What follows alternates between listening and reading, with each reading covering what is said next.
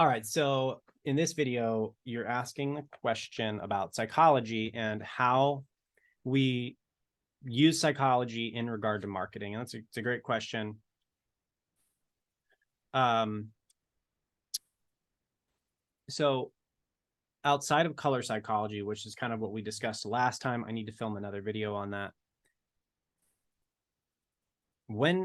Okay, so we talked about the sort of pyramid here. Hold on. I know it probably gets under your skin that I never answer anything directly. Where is this? Share screen. I do not like having my face on this screen. Let's go there. That makes sense. Okay. And let me draw. Okay. Here. Line white. Okay. Excellent. Okay. So we looked at this. Okay. And remember our sort of knowledge, I don't know what you want to call this, sort of the layers of knowledge required to produce fruit. Does that make sense? Yeah. Okay.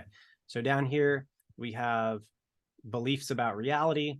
Then we have beliefs and sort of theoretical constructs in our mind about, let's say, business or ministry or, whatever it is. And then we have subcomponents of business or ministry up here. And this would be like marketing, web design, psychology would be one. And so these are sort of subcomponents of those. And then up here, we have specific things like we use Elementor to do the web design. So we learn a system, we learn a tool to actually use. So I can't build a house with a hammer. So I have a hammer up here, for example. I have Facebook or Instagram or a website. This is a terrible hammer. I can have 50 hammers and not know how to build a house if I don't know what a house is supposed to look like let's say here, and I don't know how to frame a house and plumb a house and electric a house, whatever all those things are. I have to know all of those things so I know how and when to use the hammer and all the other tools I know. So in regard to your question, when we talk about psychology, it's not necessarily helpful to start up here. We want to start down here. And this is kind of what I always do when you ask questions. It's like, where is he going with this? Down here, when we create a strategy, and if you've been, anybody else watching this, if you've been with me for a while, you will know this probably from like week 1. Here's the vision. This is where God has us going. And when we make a strategy from where we're at here, little person, this is where we're at now, and this is the flow of time, there is this big gap between us and here. And it is very difficult to project the future. That's what a strategy does. Some people say strategic planning, Sophie, and that's nonsense. There's no such thing as strategic planning, because a plan is what you do, is what you make with things you already have. So like, let's say, ClickMill has $1,000. A plan is what I do with $1,000 that I already have. There's no uncertainty there. A strategy is projecting what happens. What do you want to say? Setting a destination into the future and projecting what will happen along that path, and projecting out things that could happen that you don't want to happen. That's called contingency planning. So I want to take this route right here. Let's just say that's a straight line, which it's not. I want to take the straightest route there. Bing, bang, boom. That's my strategy. Well, that's good. That's not going to happen. And that's kind of what we see when maybe like Mike Tyson, he says, I think this is Mike Tyson, pretty sure, he says, everybody has a plan in the ring until you get punched in the face, and then your plan is junk. So everybody has a strategy. The problem is that reality is going to punch you in the face. And this is not going to be how you get there. This was my strategy when I was 20 and I was writing a book on behavioral psychology. Look, I'm going to write this book.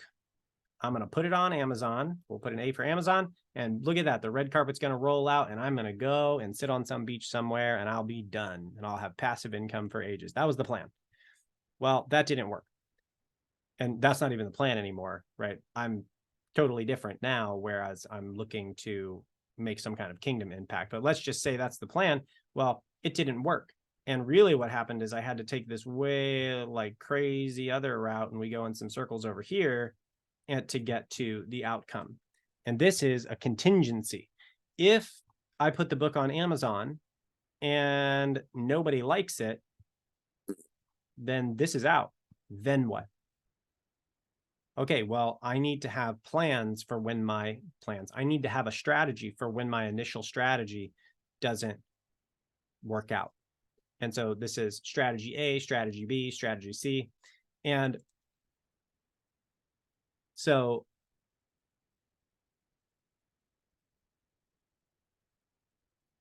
for example, I'll tell you an example with strategic thinking, and I promise it's related.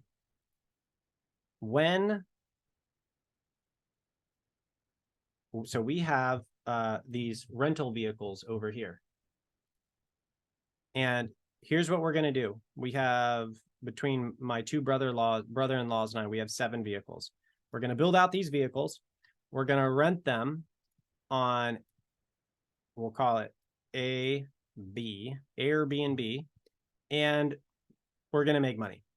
And we're going to make a bunch of it, and we'll scale the fleet to 100, and we'll ride away into the sunset. I mean, that's basically the business plan. Well, starting to do this, and I start to see some articles come out of different islands where camper vans are an issue. Well, we now have this contingency where maybe we can rent them out on Airbnb, but we have some sort of government issue where the government makes policy against these things, because you basically have a bunch of like homeless people sleeping off on the side of the road everywhere. They're tourists, they're not really homeless, but you know, you can see how that could create some problems. So what happens in reality if, let's say, we're renting them on Airbnb and we're at this step, and then the government says, "Oop, no more camper vans"? Okay, that is a contingency that could happen. What happens if at the same point we're renting them on Airbnb, Airbnb says no more campers? Okay, so we do not have the fast route anymore. And what happens then? There needs to be a plan in place to do something, to have another plan, to shift and move. Okay, so as it turns out, this happens to be the case. So here we go. And Airbnb says, "Oop, we don't like campers because people are parking them in public parking and taking all the parking, and the locals are upset.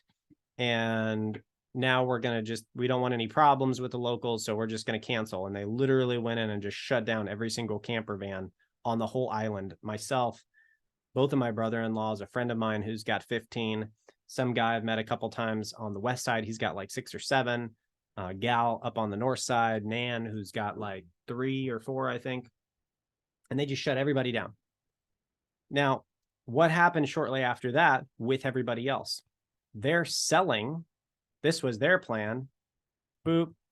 Quick, hurry, get out. And where are they selling them all? Facebook Marketplace. And if I wanted another van, now would be the time to go buy, because Facebook Marketplace is loaded with tons of vans that nobody can sell, and I could go buy them cheap if I wanted to.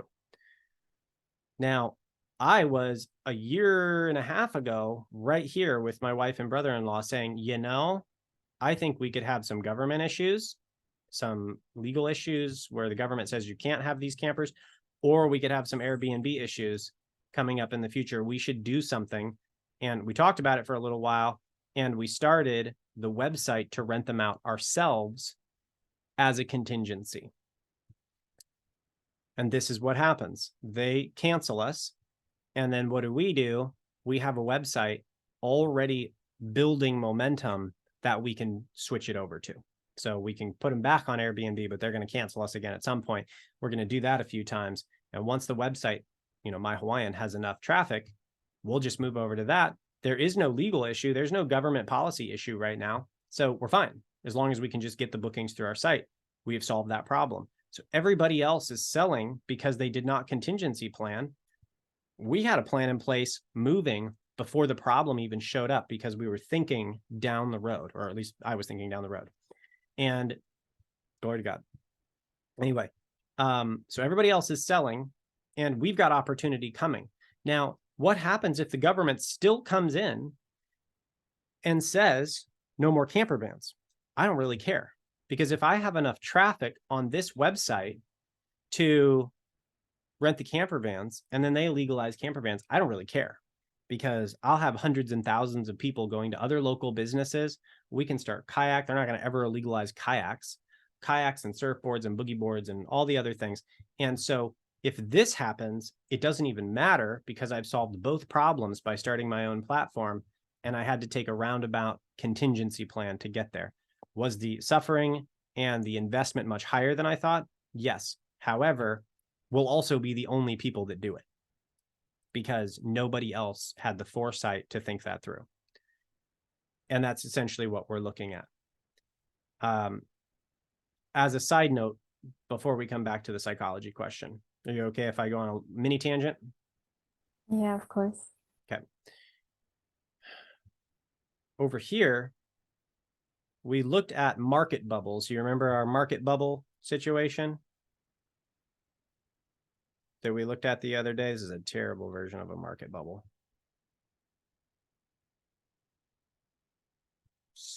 Goes down lower there, like that. Okay. So you look at Bitcoin, you look at real estate. Did we do this the other day? I don't think so. Oh my gosh.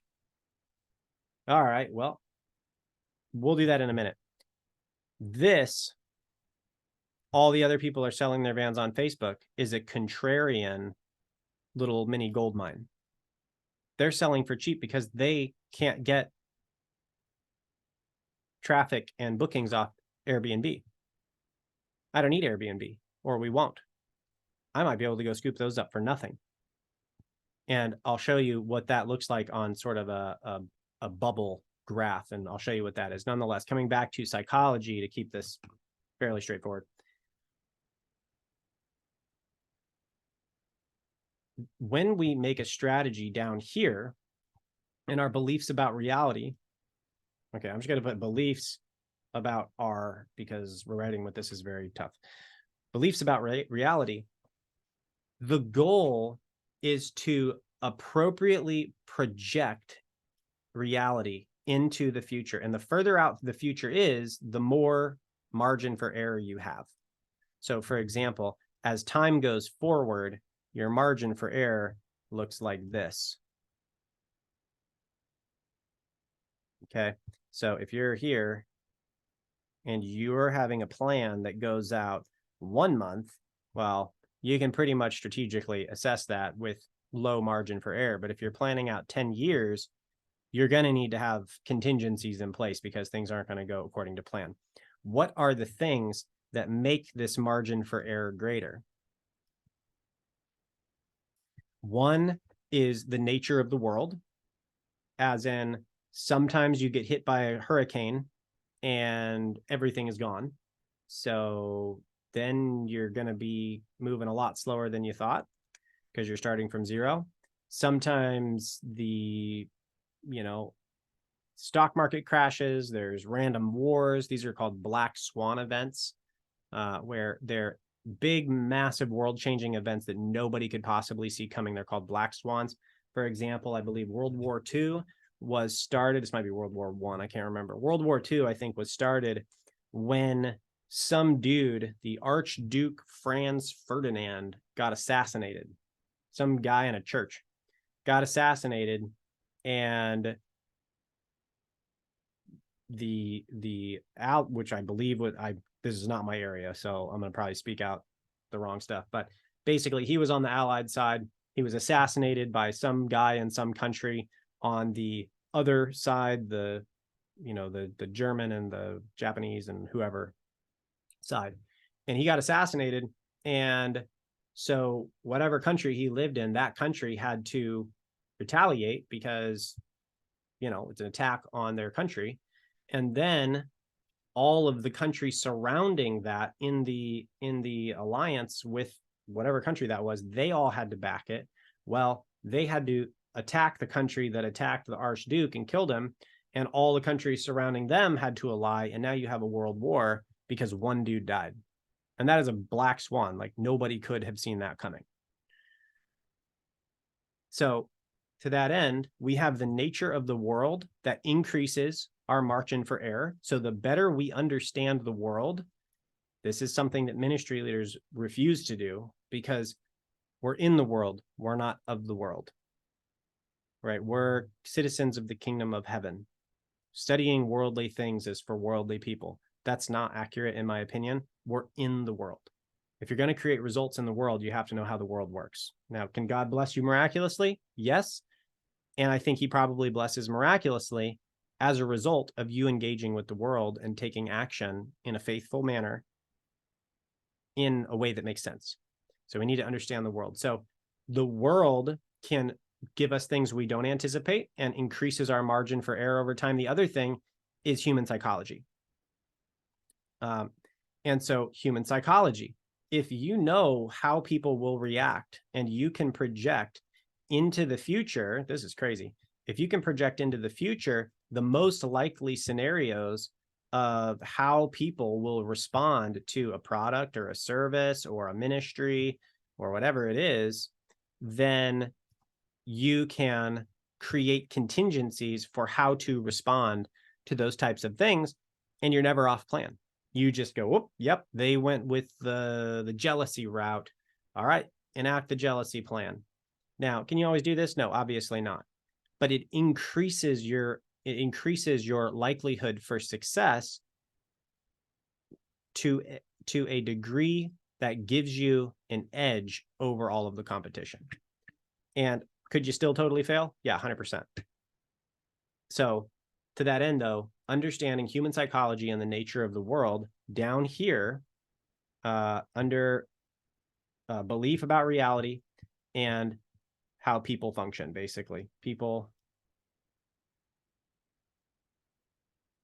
we'll just say I'm going to say our people, the reality of human nature and how, the reality of human nature, the reality of how people function, and the reality of how the world functions. Those are the only two things you run into in the world. So if you understand those two things really well, then you can do really well in the things that you do, marginally better than other people.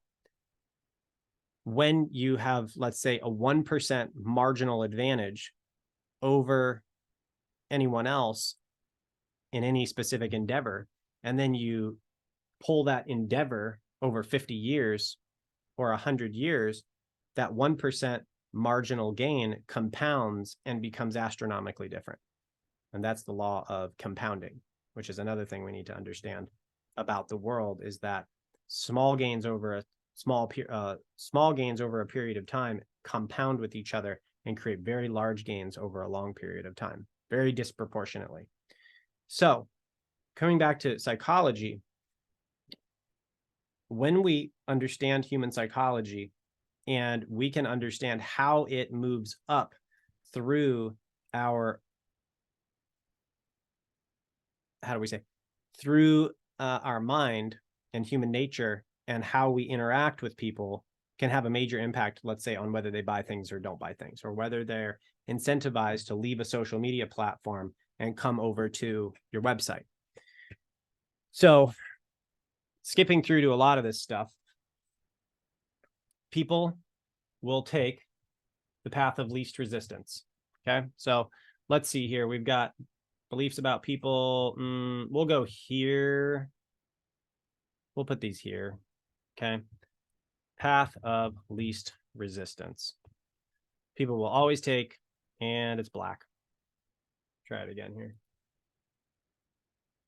Generally, people path. Oh my gosh. Path of least resistance. There we go. Generally, people are going to take the path of least resistance. Our conversation 20 minutes ago was about don't take the path of least resistance, because the path of least resistance is also the path of least rewards. This is why path of least resistance is why we offer a free lead magnet, because everybody wants something free. And people don't understand that nothing's free.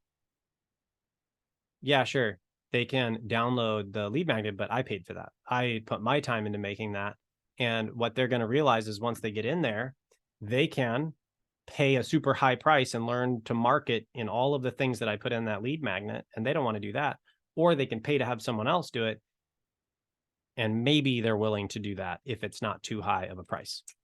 So the path of least resistance, we get them into the website by giving away something for what seems at least to be free, but it's always going to introduce them to higher costs. And that's also what we talk about with the buyer journey. The further they go toward a vision, the more they have to pay. And we just show them the step in front of them because most people are unwilling or uncomfortable with any form of sacrifice. So, sorry, give me 1 second. Another one is urgency.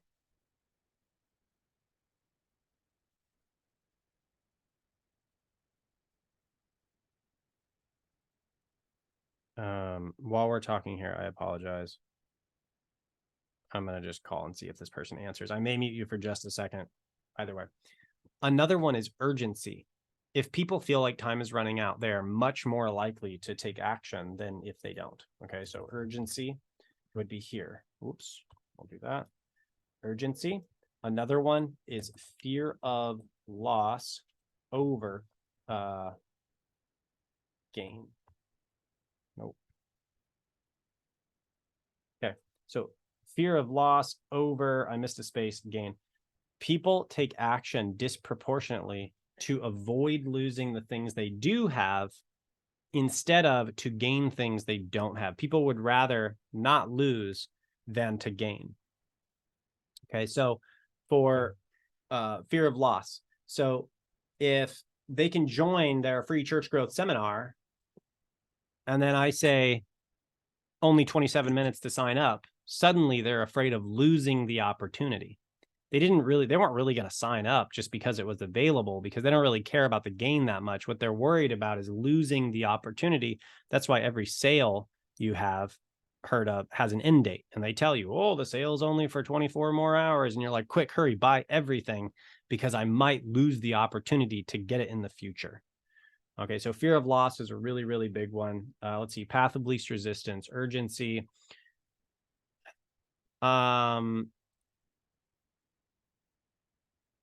Trust. And this is called rapport. Okay, so when we build a landing page, they don't know you. They don't care who you are. So when we build a landing page, we need to tell them that other people trust you. This is one of the reasons why we don't talk about ourselves on our website. I don't say, ClickMill exists to do this and that, and look how great we are and all this stuff. No. ClickMill exists to help you reach more people more effectively. It's all about you. I'm going to back up a little bit. We don't talk about ourselves. We have reviewers that talk about us. Hey, we worked with, I'm backtracking a little bit. We worked with ClickMill and it was a really great experience. We worked with ClickMill and every dollar we gave them, they gave us $25 back. That's how good they are. We've got all of these testimonial videos from pastors, testimonial videos from internship participants about the results they got, because nobody cares if I talk about myself. Other people care. They care what other people have to say. And so when we say trusted by, let's say, the Salvation Army, which is one of our clients now, a very small little branch of it, one camp. It's not even a big contract by most of our contract standards, but the name is big and carries a lot of weight. And that's where the value in that deal is because people trust the name. And when it says we're trusted by the Salvation Army and this big school and that big school and this big church name, oh, wow. Well, if they trust them, then I trust them too.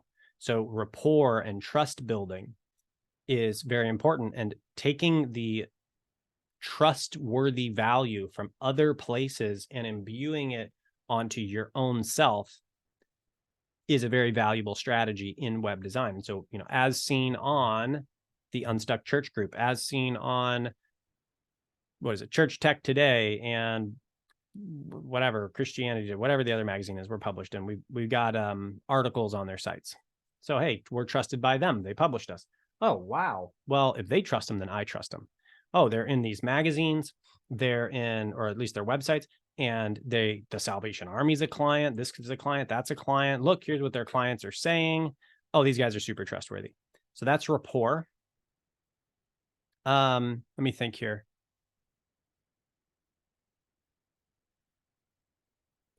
Another one, for example, is what we discussed the other day, which is where we're talking about the nervous system, the sympathetic and the parasympathetic, which is your fight or flight and your rest and digest. So we'll just say fight or flight. And this determines your web design colors. I'm not going to make everything red, orange, and yellow because it's going to make them anxious as all get out. And they're going to leave my page as fast as they can, just like they were quitting McDonald's because McDonald's was all yellow and they're anxious all the time. And what did McDonald's do? Changed it to colors that are more comfortable to look at and not anxiety producing.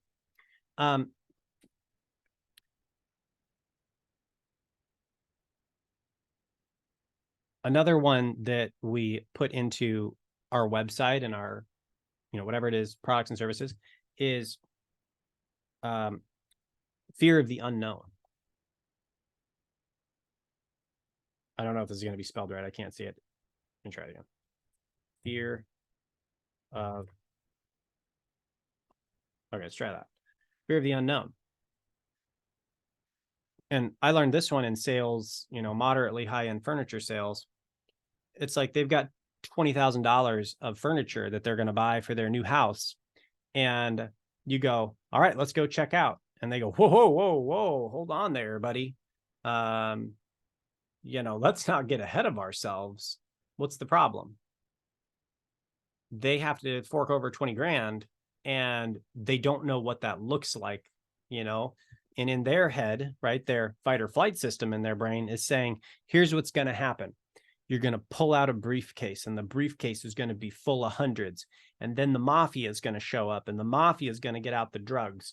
And then everybody's going to pull out guns and we're going to stand off and I'm not going to give you the furniture and you're going to hand over the money. And then we're going to, I don't know, whatever happens after that. Like those are the kinds of things that people are afraid of. Like, whoa, go 20,000. Hold on here. So you don't say, all right, let's go check out. You say, okay, well, you love the furniture? Yeah, I love the furniture. Is it beautiful? Oh, it's so beautiful. And you ask the wife, is it everything you dreamed it would be? Oh my gosh, it's so wonderful. It's wonderful. Okay, well, good. Since you guys love it so much, here are the next steps. And then you explain to them the purchase and what it looks like. When you sign up for the program, when we go to purchase, we're going to go over to the register over here. We're going to put all the items into the cart. You're going to look it over. You're going to check that it's correct so that we don't have any issues. Oh, okay, that's nice. And then what we're going to do is if you would like to take out a line of credit for it so that you can pay it off over a longer period, you can do that. And if you don't, and you would like to pay debit card or just pay on your own credit card or whatever you want to do, we will just push that over through to the front desk. We'll go to the front desk. We'll take care of it there. And then we'll set up delivery. Oh, well, that's not so bad. Yeah, no, I mean, it's pretty straightforward. Let's go ahead and go do it. Okay, sure, let's do it. Because now you've given them an image of the future. There's nothing to be afraid of. We're setting up delivery. They're double checking everything. They know they already love it. And now we can go do it because, we know what we're doing. So fear of the unknown, we can put this on websites. Hey, when you guys sign up for the Discipleship School program, here's what you're going to get. Show them a back-end little tour of the course. Show them these videos. Give them a little video of, Sophie, you and me talking on this training or something. And you get one-on-one trainings. And then you show them the types of articles that other interns have written. And then, and what you're also going to get is we're going to track that. And so if you want to go into ministry and work on a media team, or you want to go into a marketing firm, you've got real data and real numbers. Look, Sophie over here ranks #1 for best accommodations Hawaii for a website that she's published on. And you're removing the fear of the unknown. So these are some of the psychological factors that we can put into web design to make sure that we're making it we're optimizing it so that it's as conducive as possible to get people to take action. Do some of those kind of help to answer your question? Yeah, definitely. Like that's a lot, but that's really good, really Good deal. practical.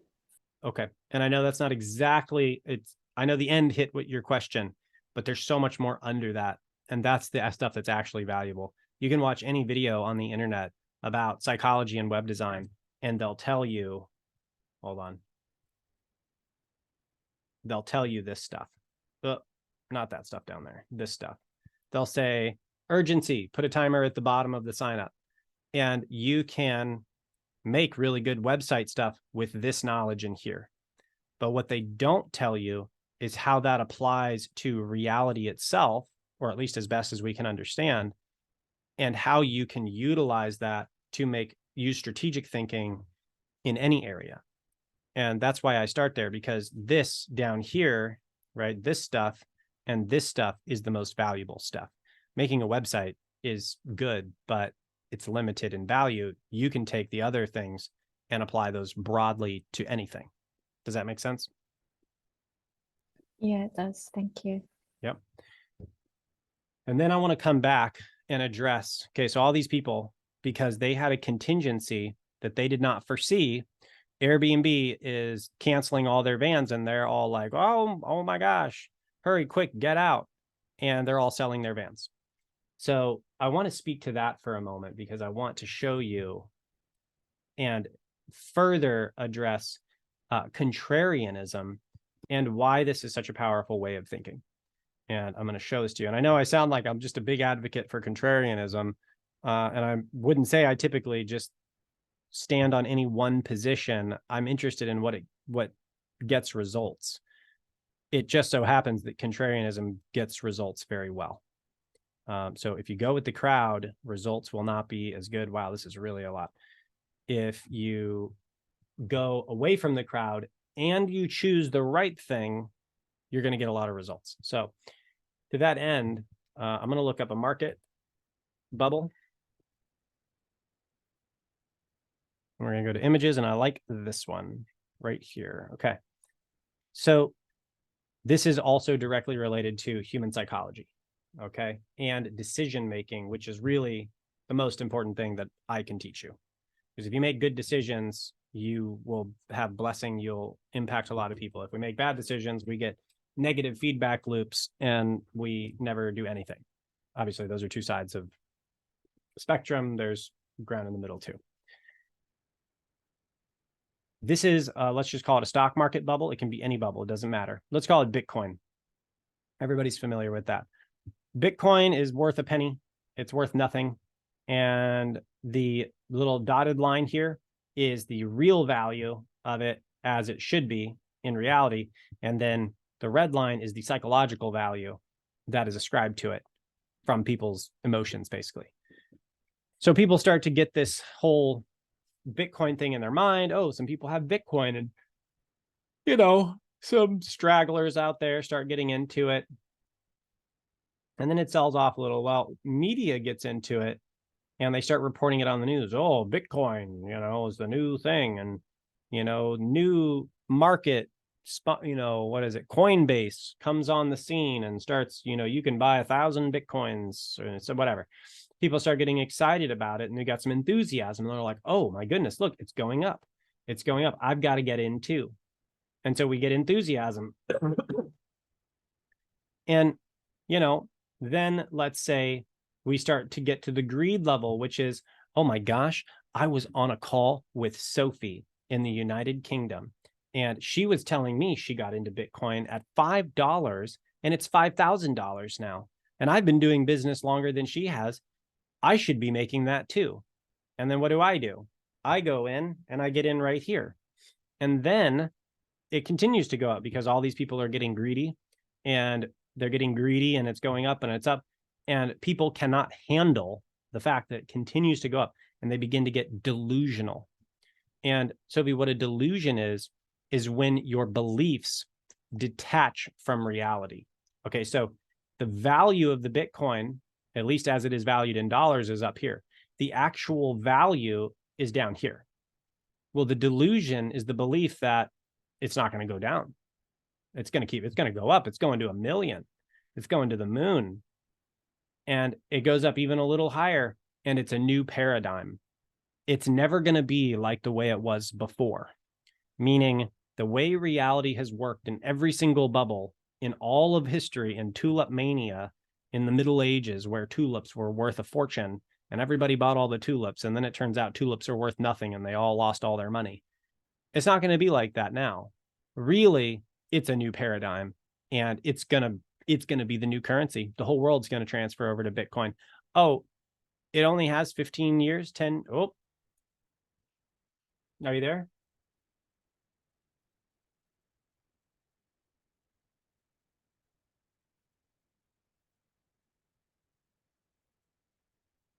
See if she comes back.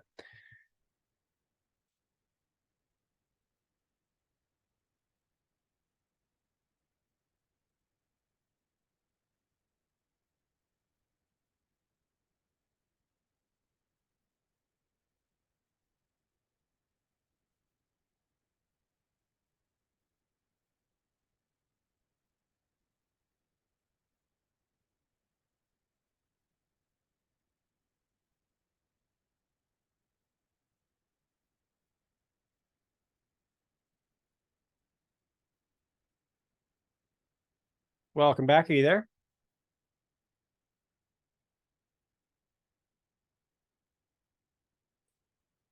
Hello, hello. You're muted. Yeah, sorry, I don't know if that was my connection that maybe went. I That's don't all right. know. What was the last thing you heard? You were at the delusion phase. Okay. Yeah, so it's a delusion.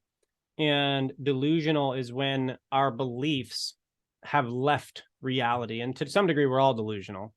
But when you talk about like actually delusional, it's like, well, I believe I'm invincible. Okay, well, that's delusional because that's just wrong. But anyway, that's kind of the belief here is this thing's going to go up forever and ever. Can you still see my screen? Yeah, I can see it. Thank Okay. you. Yep, this thing is going to go up forever. It's going to 1 million. It's going to the moon. And then at some point, we have a new paradigm. And the new paradigm is whatever the past was like, what reality has shown us to be the case over and over and over the last 2,000, 5,000 years. It's not going to be like that anymore. It's a new world where, yeah, look, it's obviously a bubble at this point, but this bubble is never going to pop. We're going to go, Bitcoin is going to be the currency of the whole world. And then what happens at that point, anybody who's going to invest is already invested. There's a finite amount of money. All of the money that people crazy enough to invest up here are going to put in is in. And what happens? Well, nobody's putting more money in. Some people are selling. And so whoop, we start coming down the other side. And what do? We still believe the delusional belief that it's going to keep going up forever. Well, it's not really going down. It's just a little correction. It's going to go back up. And what do? They believe it's a little correction. It's going to go back up. So they try to buy a little bit more. It goes up a little. Oh, look, it's returning to normal. And then it drops right off a cliff. And this is typically the shape that you see with bubbles. And obviously they vary, but this is more or less what it looks like. And then they get afraid. And as people are becoming more fearful, they're selling. And as they hang on to it, right? Oh, hang on. No, it's going to go back up. It's going to return to normal. And it doesn't, right? They bought here and now they've lost everything. Well, they capitulate and they say, you know what? I've already lost everything. I may as well stop from losing more. And so they sell. And then these people are just in despair. They're depressed. This is when you see literally like riots in the streets and bank runs and all kinds of crazy stuff. When economists say you invest when there's blood in the streets, they mean that literally. When people are losing their minds, the prices are the cheapest because they just sold everything. In the case of the vehicles that I showed you, all of a sudden there's a whole bunch of vans on the internet. And where does the contrarian invest? The emotional investor and the investor that, and we're all this person to some degree, but typically the herd, right? Herd mentality, the 80%, the 97%, whatever percentages, they're investing when it's high because it's going up. But the problem is it has to stop going up at some point. I'm not interested in investing when it's going up because how do I know where the top is? I don't know. That's crazy because as soon as it tips over, you're not going to get out. You are going to ride it all the way to the bottom. It's a roller coaster of despair to the bottom. What a contrarian does is they just watch. They just watch everybody get all super excited, and they wait for it to come down the other side, and they buy at the bottom. Now, are they freaking out? Yeah, probably a little bit, because our emotions, right? Our psychology is the same as everybody else. However, to the best that they can, they keep themselves grounded. They have prepared while it's going up, seeing people getting delusional, getting some money on the side so that when, let's say, the housing market crashes, all of their money isn't in their house. And they go, listen, it's going to come back up in 10 years and I'm going to ride it right back to the top. No problem. I didn't actually lose any money. My house, the money is still in the house. It's just not going to be there for a while. But what do? I get $100,000. I get $200,000 on the side, or $5,000. And when everybody else is despairing, I'm going to come in and I'm going to buy up some assets in that time. And I'm going to ride that to the top too. Okay. So do the investors who are contrarian have the emotions that everybody else has? Yes. But they've planned in advance to be sustainable when everybody else is in despair. And this right here, this section right here could be 15 years. It could be 10 years or 15 years. And this could be a 2-year period. And all of the money, let's say 95% of your money, 90% of the money you'll have in your life is made in the despair. And this is kind of why we were talking about earlier. It's the Christians who learn how to suffer when it's good, right? This is when it's good, are the ones who are going to make the biggest difference when it's bad, because they're going to go, I was just waiting. This is what I was waiting for. I was waiting for the hard time to come so that I could really shine. I could really get the low cost investments. Now, in regard to the vans, I got off topic a little bit. In regard to the vehicles, right now, everybody's selling them, at least here on the island. Why? Because Airbnb just kicked them all off and they don't have a place to sell. Big shock. They're all surprised. They're shocked. They're selling their vans because why? Well, what happened? They were like, oh, vans are a good idea. Let's get some vans. Vans. My cousin has a van. My brother has a van. If he's got it, I can get it. And look, everybody's going to have a van. I literally have a friend who's like, every single person in the island will have a van in their driveway. Well, that's crazy. That is literally delusional.